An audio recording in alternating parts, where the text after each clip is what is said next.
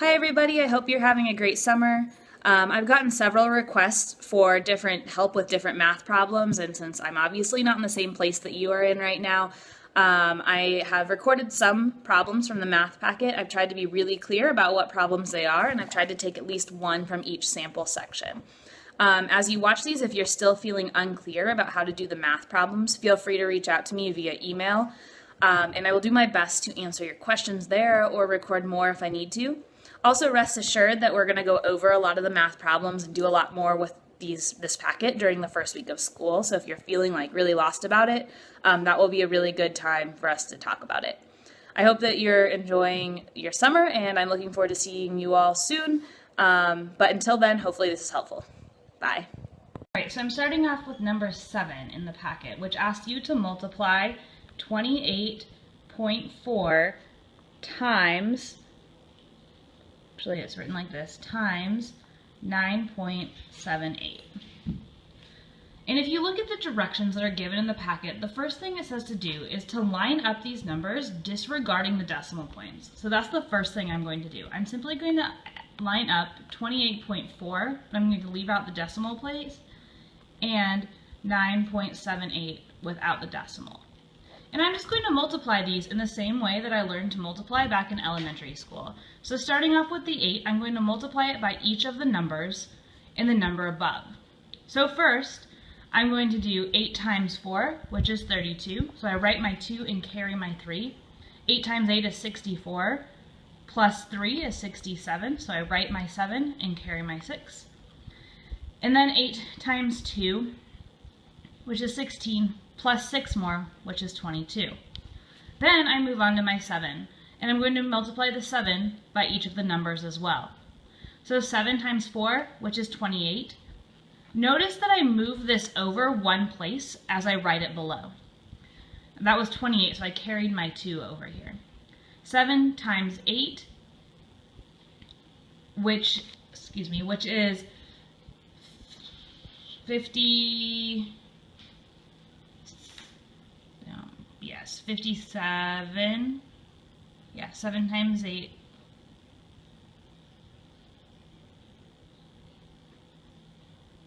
No, excuse me, which is 56. 7 times 8, which is 56, plus 2, which is my 8. I'm going to carry my 5. And then 7 times 2, which is 14, plus 5, which makes it 19. Finally, I'm going to do the same thing with my 9. 9 times 4, which is 36. Moving it over one more space yet again, carrying my 3. 9 times 8, which is 72, plus 3, which is 75, carrying my 7.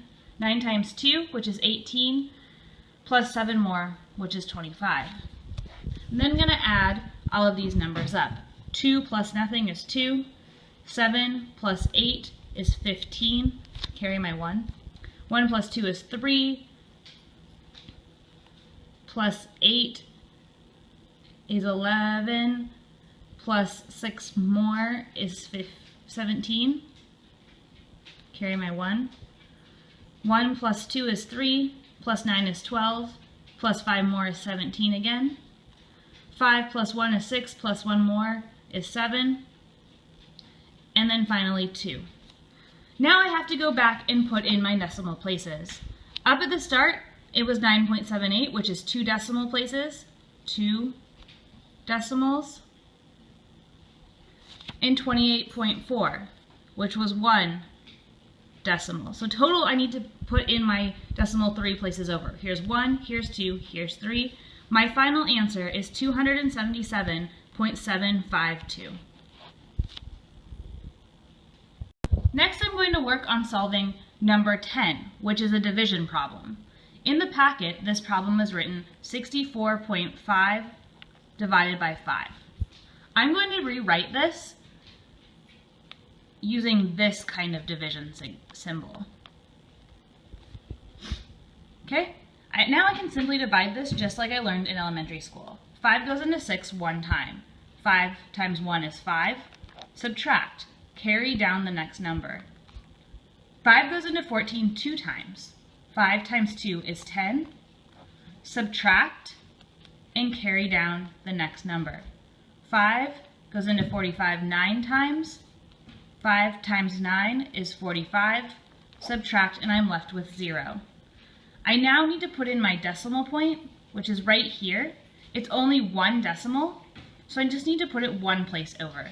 And my final answer to number 10 is 12.9. The next video I'm going to do is on averaging numbers. I'm going to use number 11 as our example. In number 11, I'm going to add together all of the values that I'm given first. 11 plus 12 plus 13 plus 14 plus 15 plus 23 plus 29. 1 plus 2 is 3, plus 3 is 6, plus 4 is 10, plus 5 is 15, plus 3 more is 18, plus 9 is 27. Write down my 7 and carry my 2. Now add together the numbers in this column. 2, 3, 4, 5, 6, 7, 9, 11. 117 is the total of all of the values that I was given in this set of numbers. Now, to find the averages, I'm going to take the total value and divide it by the total number of given values I had, which was 7. 1, 2, 3, 4, 5, 6, 7. So I'm doing 117 divided by 7. I'm going to write this out using this kind of notation because that's easier to divide the long way. I'm now going to divide it the same way that I did in elementary school. 7 goes into 11 one time. 7 times 1 is 7. Then subtract. 11 minus 7 equals 4. Excuse that, 3, 4. Carry down my 7. I now need to figure out how many times 7 goes into 47. 7 goes into 47 6 times. 7 times 6 is 42. I'm now going to subtract, which is 5. To figure out my decimal point, I need to figure out what 5/7 is. I don't know exactly what that is, but I know that it is somewhere around 0.7. So my final answer for this average is going to be 16.7. Okay, so now I'm going to do a couple of problems involving adding and multiplying of exponents. So the first one that I'm going to do is number 35. 35 is adding exponents, and the numbers that you're given are 4.67 times 10 to the 4th, and you're adding that to 323 times 10 to the 3rd. Your first step is to make sure that your exponents are the same. It's easiest to do this by making your largest exponent into a smaller one. I'm simply going to move this decimal point one spot over and make this 46.7 times 10 to the 3rd. Now I can just add together my two numbers that are in front of the multiplication. So I can add together 323 from right here, and I'm going to add that to 46.7. Okay, when I add those together, I got 7 plus 0 is 7, 3 plus 6 is 9, 4 plus 2 is 6, and 3. Okay, and then I just tack on to the end my times 10 to the 3rd, and there you have your final answer for number 35. Next, I'm going to do a multiplication one. The example I'll use is number 43. Number 43 asks you to multiply 1.32 times 10 to the 8th times 2.34 times 10 to the 4th. To start off with a multiplication problem with exponents, you're going to simply ignore the exponents and multiply the coefficients together. So to do this, I'm doing 1.32 multiplied by 2.34. Multiplying just like I learned how to do in elementary school, I'm going to do 4 times 2 is 8, 4 times 3 is 12, carry my 1, 4 times 1 is 4, plus 1 more is 5, 3 times 2 is 6, 3 times 3 is 9, and 3 times 1 is 3. And then finally 2 times 2 is 4, 2 times 3 is 6, and 1 times 2 is 2. I'm now going to add these numbers together, which gives me 8, 2 plus 6 is 8, 5 plus 9 is 14, plus 4 more is 18, carry my 1. 3 plus 6 is 9, plus 1 is 10, carry my 1. And 2 plus 1 is 3. I then see that my decimal points are over a total of 4 spaces, 1, 2, 3, 4. So I'm going to put in a decimal place over 4 places, 1, 2, 3, 4. Now, using this number that I've just developed, I'm going to add on my times 10 to the whatever number. So I have 3.0888, and I have my exponents of 10 to the 8th and 10 to the 4th. To figure out what I need to put here, I'm just adding together 8 plus 4. When you multiply, that means you add your exponents. 8 plus 4 is 12, so I know that my final answer is going to be 3.0888 times 10 to the 12th. Finally, I'm going to show you 2-dimensional analysis example problems. I'm going to do number 50 because I believe that that's where they get a little bit more difficult and where I've had the most questions asked. So starting with number 50. 50 says, a city that uses 10 billion BTUs of energy each month is using how many kilowatt hours of energy? The number that I'm given here is 10 billion. I'm going to write that number all the way out. Here's 10, and a billion is 3 sets of 3 zeros. So I know the city is using 10 billion BTUs, there's my label, 10 billion BTUs per 1 month. And it wants to know, it's asking me to find how many number of kilowatt hours. If I go up and look at my conversion factors earlier in the packet, those conversion factors tell me that 3,413 BTUs are equal to 1 kilowatt hour. This is the conversion factor that I need to use to solve this problem. Working with the number 10 billion is really big, so the first thing that I want to do is convert that into some kind of scientific notation. Since I see that my BTU number here is in the thousands, I don't want to make this number too small in my scientific notation, or that's going to get a little bit confusing, unless I make this number, the 3,413 BTUs, also into some kind of scientific notation. So that's what I'm going to do. 10 billion BTUs is equal to 10 times 10 to the 9th BTUs. I got that simply by doing a scientific notation conversion. So I know that my city is using 10 times 10 to the 9th BTUs per month. Now, I need to multiply that, but I need to eliminate the BTUs, which means that from my given conversion, I'm going to put BTUs on the bottom, because then those can cancel out. Okay?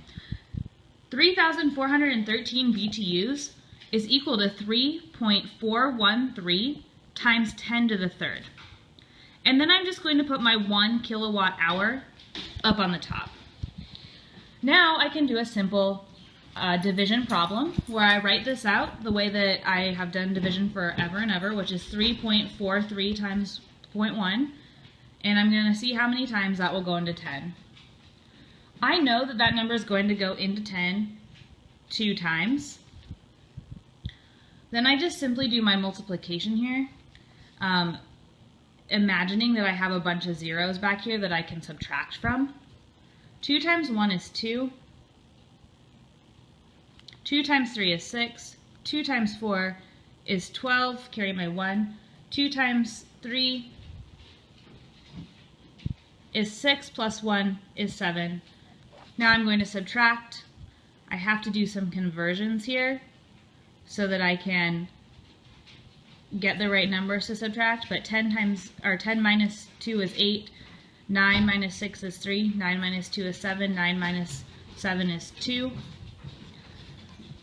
2,738 out of 3,431 is going to be about 0.9. So my final answer here in the division part is 2.9. I'm going to write that down below, but I can't forget that up above I had my times 10s, my scientific notation numbers. Because I'm dividing, I'm subtracting those exponents. So my exponent on top was 9. My exponent on the bottom was 3. 9 minus 3 is 6. So my final answer is going to be 2.9 times 10 to the 6th kilowatt hours per 1 month. In doing this, all of my labels cancel out that I need to get rid of. My BTUs are gone, and I'm left with the value I'm looking for, the number of kilowatt hours. The final problem I'm going to do is number 62. 62 says 58,000 kilograms of solid waste is equivalent to how many metric tons? My given value here is 58,000 kilograms, and it's looking for me to find number of metric tons.